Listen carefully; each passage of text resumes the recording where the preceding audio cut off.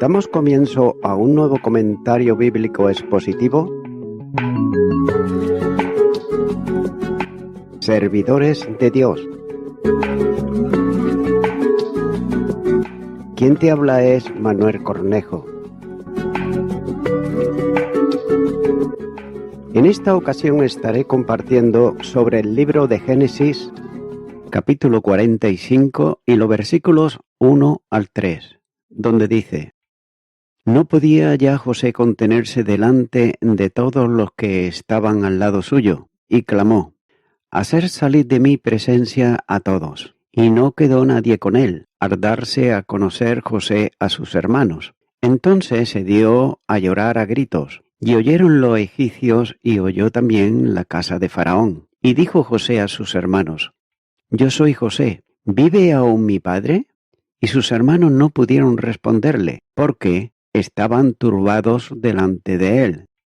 Debe de considerarse que en los primeros versículos de Génesis capítulo 45 están narrando cómo José se reveló su identidad a sus hermanos y también registran uno de los grandes acontecimientos de este capítulo. Evidentemente, el conmovedor discurso de Judá en Génesis capítulo 44 y los versículos 16 al 34 surtió un gran efecto en el corazón de José. En dos ocasiones anteriores, en el capítulo 42 y versículo 24 y en el capítulo 43 versículo 30, José había llorado de emoción. Pero note que ahora, según el texto, no podía ya contenerse. Es decir, llegó al clímax de sus emociones y clamó: hacer salir de mi presencia a todos. Versículo 1.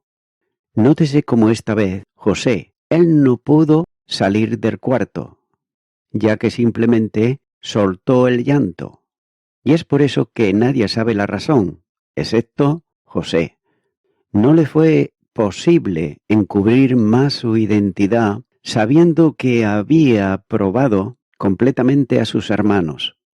Así pues, no había otro motivo para encubrir su identidad, ya que sus hermanos en este momento no saben por qué llora, ni tampoco los siervos que están allí presentes. Por tanto, note que José los manda a salir a todos para darse a conocer a sus hermanos. Y también debe de considerarse que viene el día cuando el Señor Jesús también se dará a conocer a sus hermanos, ya que vino la primera vez a los suyos y los suyos no le recibieron. Juan capítulo 1 y versículo 11. Ya que ellos lo entregaron para ser crucificado, pero llegará el día cuando vendrá y lo hará por segunda vez, y se dará a conocer a los suyos.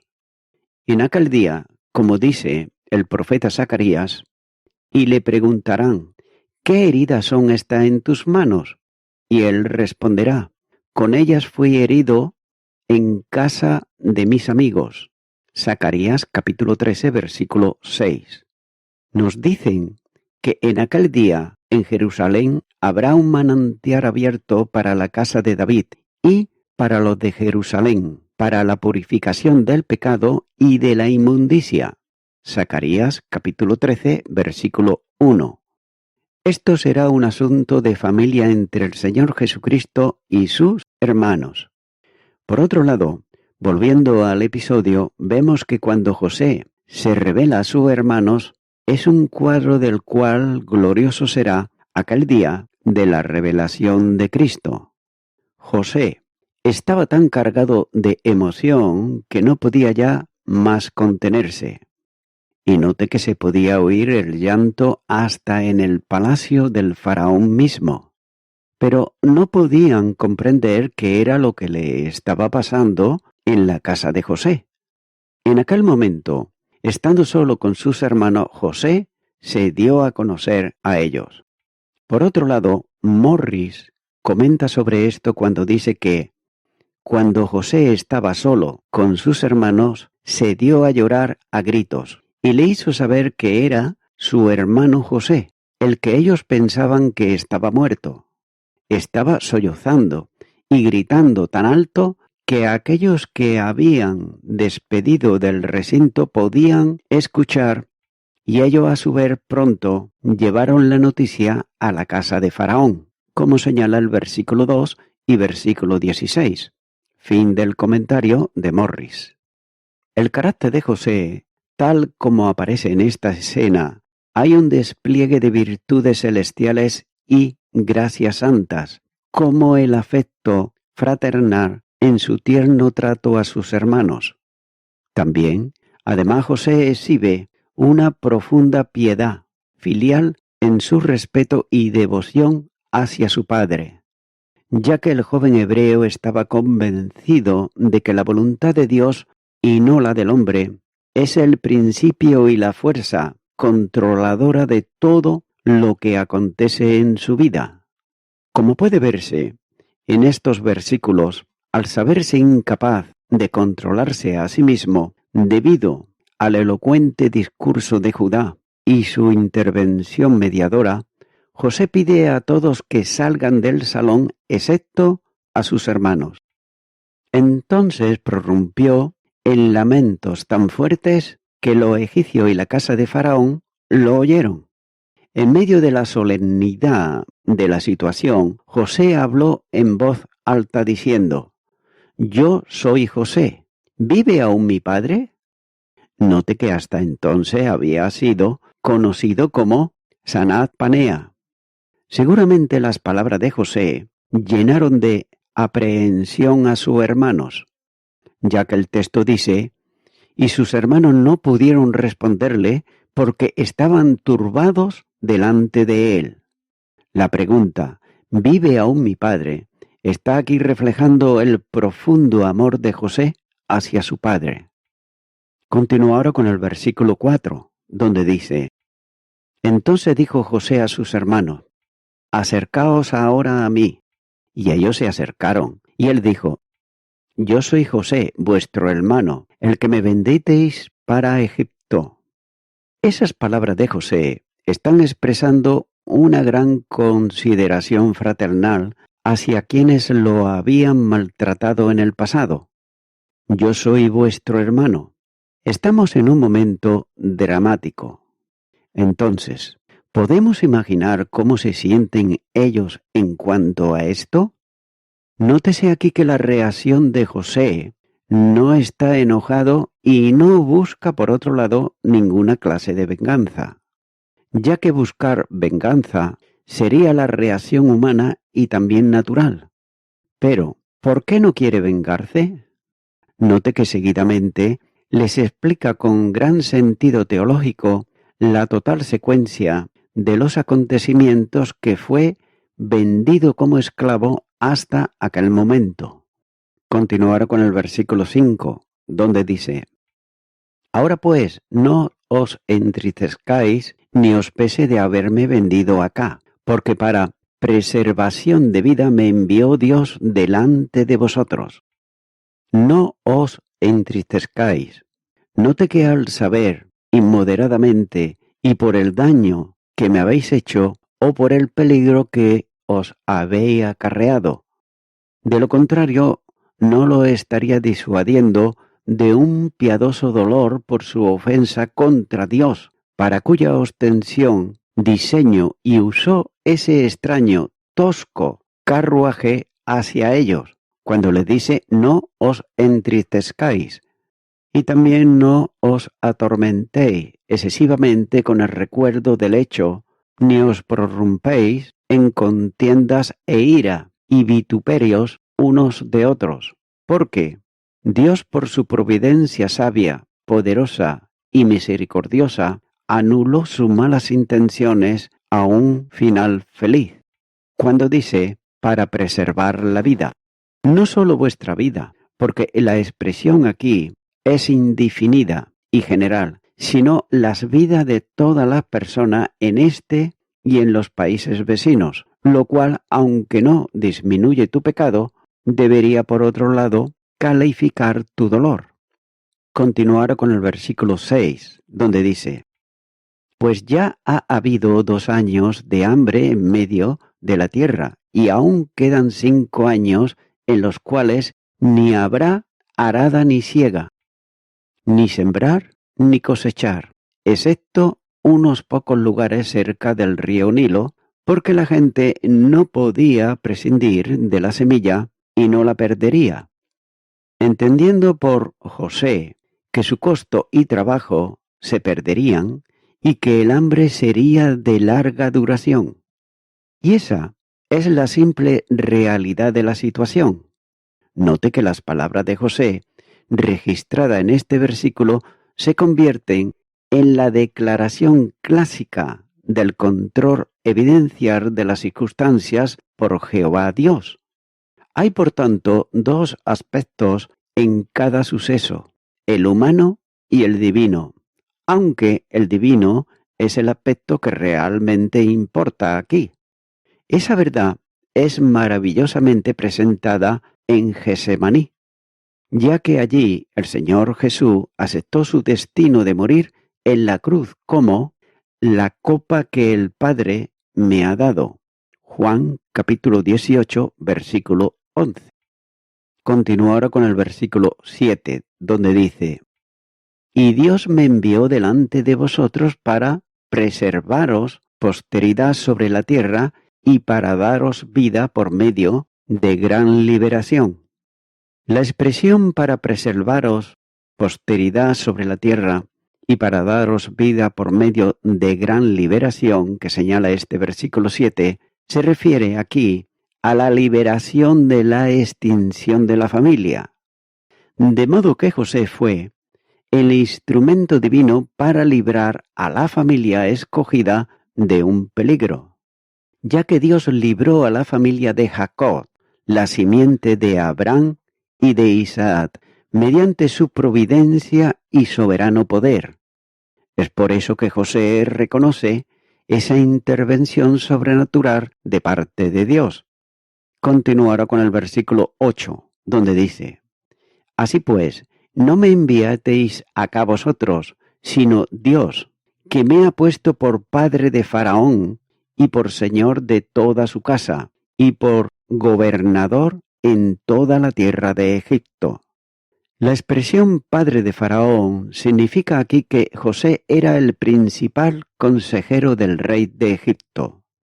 Note que los sacerdotes y los profetas eran considerados como padres de los reyes y gobernadores porque le aconsejaban como los padres aconsejan a los hijos. El libro de Jueces, capítulo 17, versículo 10, dice: Entonces Micaía le dijo: Quédate en mi casa, y serás para mí padre y sacerdote, y yo te daré 10 siclos de plata por año, vestidos y comida. Y el levita se quedó.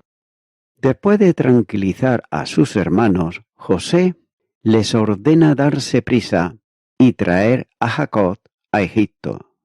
Continuó ahora con el versículo 9, donde dice: Daos prisa, id a mi padre y decidle: Así dice tu hijo José: Dios me ha puesto por señor de todo Egipto. Ven a mí, no te detengas. Nótese que José, él desea que su padre se alegre y lo haga pronto con la noticia de su vida y su honor, ya que él sabía que sería un aceite refrescante para su cabeza canosa y un cordial soberano para su espíritu. Por tanto, él desea que se entreguen y lleguen consigo a su padre toda la satisfacción posible de estas noticias sorprendentes. Continuará con el versículo 10, donde dice: Habitarás en la tierra de Gosén y estarás cerca de mí, tú y tus hijos, y los hijos de tus hijos, tus ganados y tus vacas, y todo lo que tienes. La tierra de Gosén. Esta tierra también llamada la alabanza de Ramsés, como señala Génesis 47, versículo 11, ya que probablemente de la ciudad Ramsés, que los israelitas se vieron ellos obligados a construir allí, como señala Éxodo capítulo 1 y versículo 11. Estaba situada en la orilla oriental del río Nilo y, aparentemente, comenzando un poco al norte de Memphis, extendiéndose hasta el Mediterráneo y hasta los límites de la tierra de los filisteos, como señala Éxodo capítulo 13, versículo 17, y también el libro de los Salmos, capítulo 78, versículo 12 y versículo 43. También se le llama el campo de Zoán o Tanís. Probablemente era un distrito inestable, pero sin embargo rico en pastos y pertenecía de manera muy vaga a Egipto. En la Septuaginta se le llama Gosén de Arabia, a cuyo país tanto Heródoto como Estrabón consideraron que pertenecía todo el distrito al este del Nilo, hacia el istmo de Suez. Y precisamente aquí los israelitas se unieron constantemente a un gran número de inmigrantes semíticos que se inscribieron en sus TAF y aumentaron rápidamente el número creciente de sus dependientes. Porque como hemos visto antes, no solo fueron circuncidados los descendientes directos de Abraham, sino toda su casa y sus siervos, y siendo así admitidos en el pacto, se convirtieron en miembros de la Iglesia y la nación judía, como señala Génesis capítulo 17, versículo 23. Continúa ahora con el versículo 11, donde dice: y allí te alimentaré, pues aún quedan 5 años de hambre, para que no perezcas de pobreza tú y tu casa, y todo lo que tienes. Nótese que como el hambre había durado solo 2 años, y como Jacob había preservado sus rebaños y manadas, probablemente había perdido pocos o ninguno del gran número de siervos y siervas que le pertenecían. Bajaría así a Egipto como cabeza de una gran tribu, que en su honor se llamarían israelitas, así como los ismaelitas, a quienes José fue vendido, como nos dice en Génesis capítulo 37, versículo 25. Nótese que llevaban el nombre de ismaelitas, no porque fueran descendientes lineales de él, sino porque lo habían hecho sujetos a su autoridad y la de su raza. En Génesis capítulo 45, versículo 18, José habla aquí de sus casas, mostrando que cada uno de los patriarcas tenía ahora su propio cuerpo de dependientes, además del clan aún más grande que pertenecía a Jacob. Continuar con los versículos 12 y 13, donde dice: He aquí vuestros ojos ven, y los ojos de mi hermano Benjamín, que mi boca os habla. Haréis pues saber a mi padre toda mi gloria en Egipto, y todo lo que habéis visto, y daos prisa y traed a mi padre acá. Si pudiesen recobrarse, recordarían algo de sus facciones y de sus palabras, y estarían además satisfechos. O más bien quiere decir: ya ves que no te hablo por un intérprete, como hasta ahora lo he hecho, pero inmediatamente y en el idioma hebreo hablaré a mi padre de toda mi gloria. Note que él ordena esto no por orgullo y ostentación, sino por amor a su anciano padre, sabiendo que el placer que le iba a dar. Sigue diciendo: y os daréis prisa y haréis bajar a mi padre acá.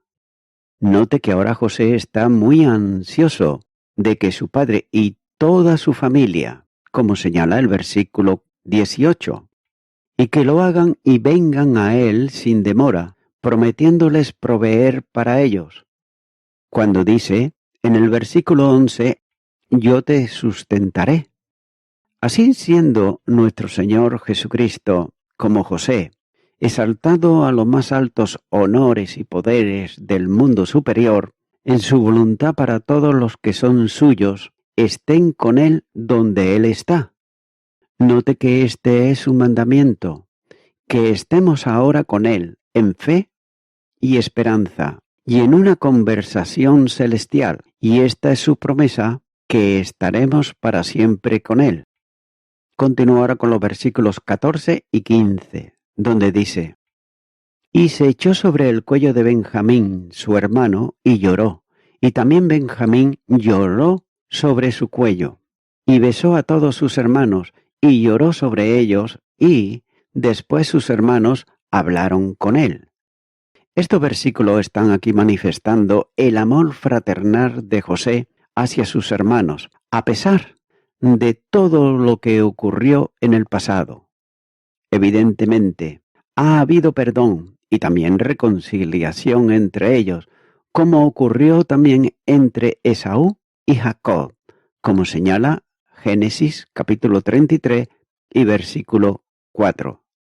El hecho de que José haya besado a sus hermanos es el sello de la reconciliación obrada por el Señor Dios, mediante la agencia de José y en conformidad con su plan soberano.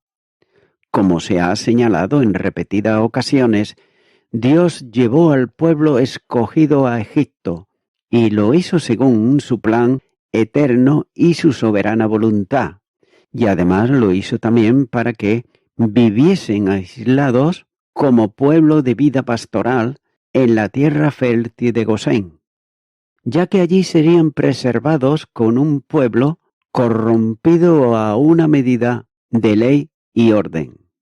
Dicho en otras palabras, los hijos de Israel estaban siendo preparados para poseer su tierra mediante el entrenamiento y la disciplina recibidos de la vida en Egipto.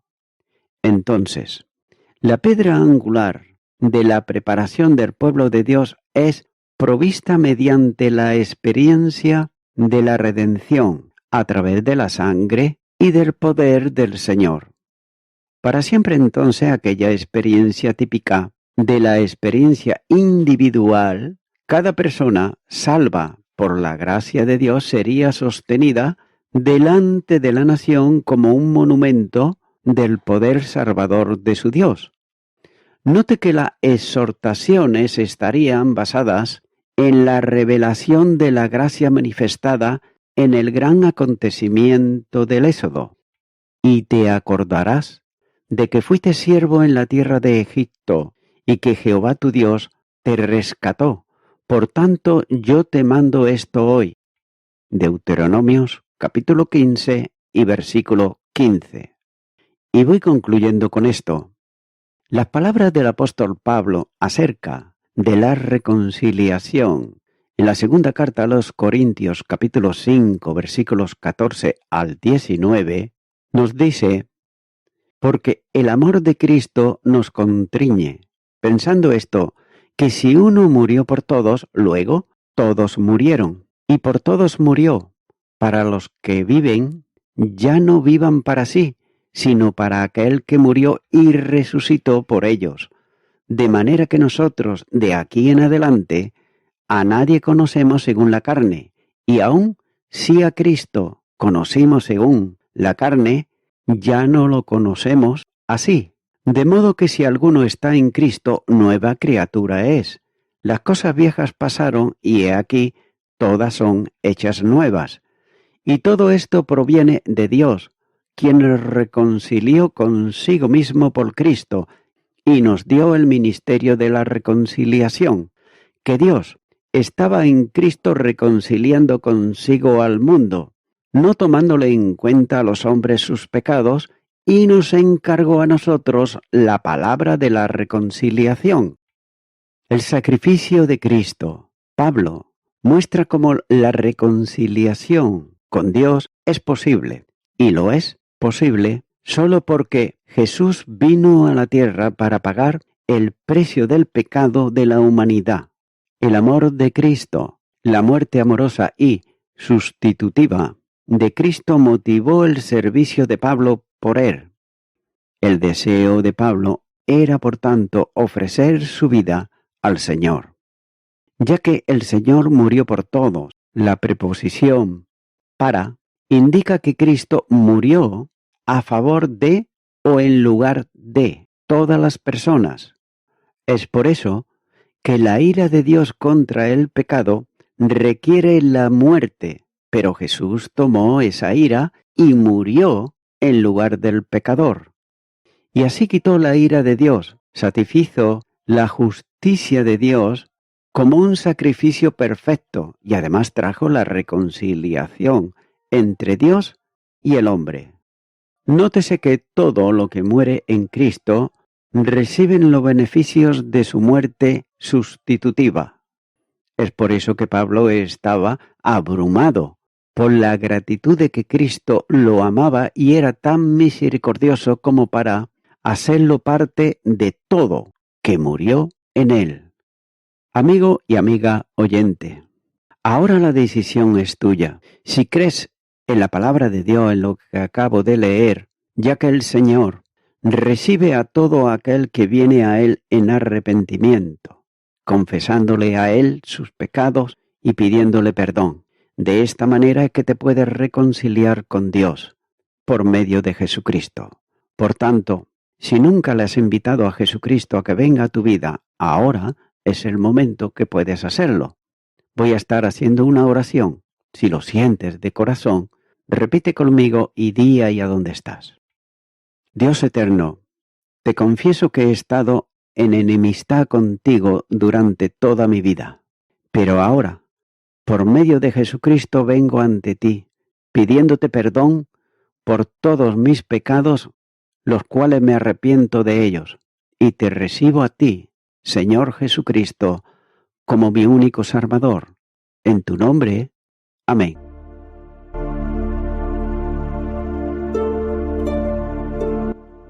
Amigo y amiga oyente, si tú has hecho esta oración de corazón, te recomiendo que comiences a orar a Dios, en primer lugar, en el nombre del Señor Jesucristo. Orar a Dios no es rezar, sino que es hablar con una persona. También te recomiendo que leas la palabra de Dios y lo hagas a diario. Comienza, por ejemplo, con el Nuevo Testamento. Y también, por último, te recomiendo que para que puedas crecer espiritualmente, te congregues en una iglesia cristiano-evangélica, donde se predique, se enseñe y se practique la sana doctrina y la palabra de Dios. Congrégate ahí y con el tiempo podrás crecer espiritualmente y también servir al Señor Jesucristo. Que Dios te bendiga.